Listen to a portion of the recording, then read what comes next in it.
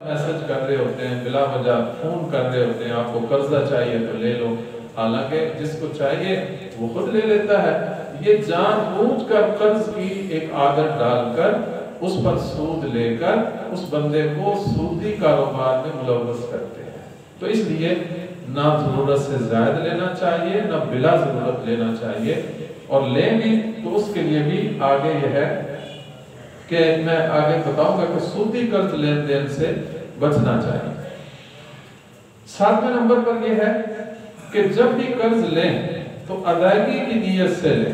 نبی اکرم صلی اللہ علیہ وسلم کا ارشاد ہے، یہ بھی بخاری شریف کی روایت ہے، فرمایا کہ من اخذ اموال الناس یرید اداءها ادى الله عنه، او كما قال علیہ السلام، جو شخص لوگوں کا مال اس کی ادائیگی کی نیت سے لے، اللہ سبحانہ و تعالیٰ اس کے لیے ادائیگی آسان کر دیتے ہیں۔ اور اس کا دوسرا مطلب یہ ہوا کہ جو بندہ ادائیگی کی نیت سے نہیں لیتا بلکہ یہ کہتا ہے کہ آج میں قرض لے رہا ہوں پھر کھا جاؤں گا، دوں گا ہی نہیں، پکڑا ہی نہیں دوں گا، گم ہو جاؤں گا، غائب ہو جاؤں گا، تو ایسے بندے کے پھر اللہ مال بھی تباہ کر دیتے ہیں، اس کی پھر ادائیگی کے سامان نہیں پیدا ہوتے۔ تو اس لیے اگر بقدر ضرورت لینا پڑ جائے، مجبوری کی وجہ سے لینا پڑ جائے، تو ہمیشہ اس نیت سے لیں کہ میں نے یہ قرض ادا کرنا ہے۔ جو بندہ اس نیت سے لے لیتا ہے پھر اللہ تعالیٰ اس کے لیے ادائیگی کے سامان بھی پیدا فرما دیتا ہے۔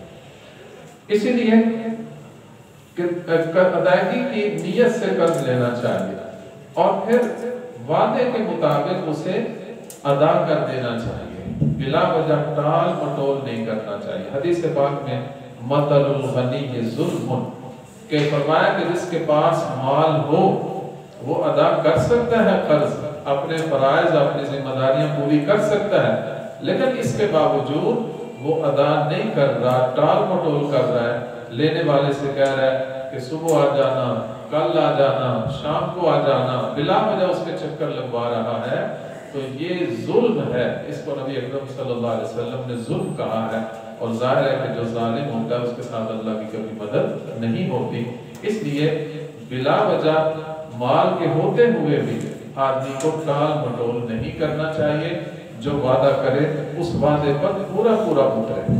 وعدہ خلافی بھی اللہ کو پسند نہیں، اور ٹال مٹول کرنا بھی اللہ اور اس کے رسول کو پسندیدہ نہیں ہے۔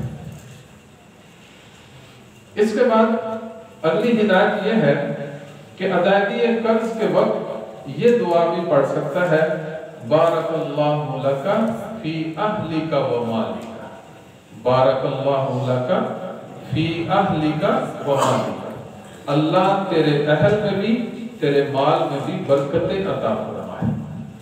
اس کا بھی واقعہ آتا ہے کہ ایک صحابی عرض کرتے ہیں، یہ نسائی شریف کی روایت ہے کہ نبی اکرم صلی اللہ علیہ وسلم نے مجھ سے 40,000 روپے قرض لیے، یعنی اس وقت دینار چلتے تھے، 40,000 دینار قرض لیے۔ پھر آپ صلی اللہ علیہ وسلم کے پاس جب مال آیا تو آپ نے وہ قرض مجھے ادا کرتے ہوئے یہ دعا دی، بارک اللہ لک فی اہلک و مالک، کہ اللہ تیرے اہل میں بھی تیرے مال میں بھی برکتیں عطا فرمائے۔ تو کتنا اچھا دین کی تعلیمات ہمارے لیے کہ لینے والا بھی دعائیں دے رہا ہے، دینے والا بھی دعائیں دے رہا ہے، وہاں پھر محبتیں ختم نہیں ہوگی بلکہ محبت اور زیادہ پروان چڑھے گی، ایک دوسرے کے ساتھ بہتری اور حسن سلوک کی زندگی گزارنا جو ہے میسر ہوگا۔ تو بہرحال یہ دعا پڑھنا۔ اور ایک قرض کی ادائیگی کے لیے اگر کسی آدمی پر قرض آ جائے اور اتنا قرض آ جائے کہ بعض روایات میں آتا ہے کہ سمندر کی جھاگ کے برابر بھی اس پر اگر قرض ہے، وہ یہ دعا پڑھے، اللہ اس دعا کی برکت سے اس کا وہ سارا قرض ادا کروا دے گا۔ یہ بہت اچھی اور بہت بہترین دعا ہے۔ یہ وہ دعا ہے جو نبی اکرم صلی اللہ علیہ وسلم کی زبان اقدس سے ادا ہوئی ہے۔ اس کے الفاظ میں جو برکتیں ہیں، جو اس کے اثرات ہیں، وہ اسی آدمی کو محسوس ہوں گے جس کے دل میں نبی اکرم صلی اللہ علیہ وسلم کی محبت ہے۔ یہ لفظ ہیں اور اکثر لوگوں کو یاد بھی ہوتی ہیں، لیکن اگر کسی کو یاد نہیں تو میرے ساتھ تلفظ صحیح کر لیجئے گا، اللہم اکفنی بحلالک عن حرامک وَأَغْنِنِي بِفَضْلِكَ अम्मन सिवाक। दोबारा एक दफा पढ़ लीजिए, अल्लाहुम्मा कफिनी बिहलालिका अन हरामिका व अग़निनी बिफज़लिका अम्मन सिवाक। इसका तर्जुमा है, ऐ मेरे अल्लाह मुझे अपने हलाल से ही किफायत फरमा दीजिए, हराम से महफूज रखिए, और ऐ मेरे अल्लाह मुझे अपने फजल से इतना गनी कर दे कि मैं आपके सिवा किसी का मोहताज ना। तो ऐसी प्यारी दुआ है कि फिर अल्लाह ताला समंदर की झाग के बराबर भी अगर किसी का कर्ज बनता है तो उसकी अदायगी का सामान पैदा फरमा देते हैं। ये दुआ याद करनी चाहिए, खास तौर पर जो मकरूज लोग हैं उनको तो जरूर ही याद कर लेनी चाहिए। 11वें नंबर पर यह है कि सूदी कर्ज का लेन देन नहीं करना चाहिए। सूदी कर्ज किसे कहते हैं कि लिया जो है उसकी एक सूरत यह है, मिसाल के तौर पर एक आदमी 100 रुपए कर्ज लेता है, जिससे कर्ज ले रहा है देने वाला कहता है कि मुझे जब आपने वापस करना है, एक मिसाल दे रहा हूँ, मुझे 100 नहीं बल्कि इससे ज्यादा देना है, चाहे 1 रुपया भी ज्यादा या आधा रुपया भी साथ जो है ना 8 आने भी ज्यादा की शर्त लगा देता है। तो ये शर्त लगाकर कर्ज देना ये सूदी कर्ज है। फिर चाहे वो देते हुए 100 रुपया ही दे, वो आधा रुपया या रुपया ऊपर नहीं भी देता, फिर भी ये मामला सूदी समझा जाएगा। ये बात ध्यान में रखिएगा कि ज्यादती की शर्त लगा देना मामले को सूदी कर्ज बना देता है, चाहे वो इशारतन हो या सराहतन। सराहतन तो यह है कि देने वाला कहते ही है कि मैं भाई इस शर्त पर दूंगा कि जितना दूंगा उतना नहीं बल्कि उससे 1% ज्यादा लूंगा, ये तो शर्त सराहतन हो गई। इशारतन ये कि भाई कर्ज तो लेके जा रहे हो लेकिन याद रखना मेरा तरीकाकार क्या है। तो चाहे वो सराहतन बता तो नहीं रहा लेकिन वो इशारा कर रहा है कि मैं तुम्हें नफे के बगैर कर्ज नहीं दूंगा।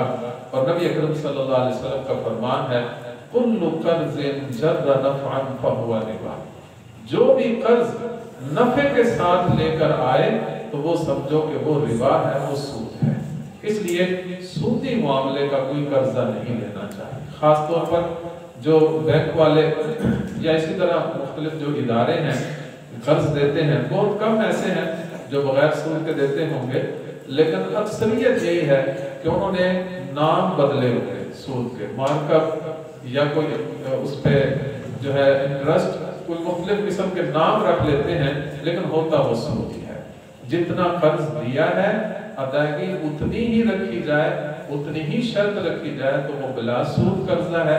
अदायगी ज्यादा की शर्त लगा दें, चाहे ज्यादा ना भी दें तो वो भी सूदी मामला बन जाता है। तो सूदी कर्ज के लेन देन से बचना चाहिए। आपने कई दफा मुफ्ती तैयब साहब मुद्दसिल आली के जुबान सुनते रहते हैं, वो बयान करते रहते हैं कि कर्ज जो सूद का लेना देना वो कितना बड़ा जुर्म है कि कम अज कम जो हदीस पाक में आता है अपनी मां से 70 मरतबा जिना करने के बराबर है, बल्कि वो भी कम है, सूदी मामला उससे भी ज्यादा खतरनाक है। तो इसलिए कभी भी दुनिया के लालच में, पैसे के लालच में, अपनी ख्वाहिशात के लालच में आदमी को सूदी मामला नहीं करना चाहिए। उसके बाद 12वें नंबर पर है कर्ज के मामले को लिख लेना चाहिए। ये भी अल्लाह ताला का फरमान है सूरह बकरा के आखिरी रुकू में, या अय्युहल्लज़ीना आमनू इज़ा तदायनतुम बिदैनिन इला अजलिन मुसम्मन फक्तुबू।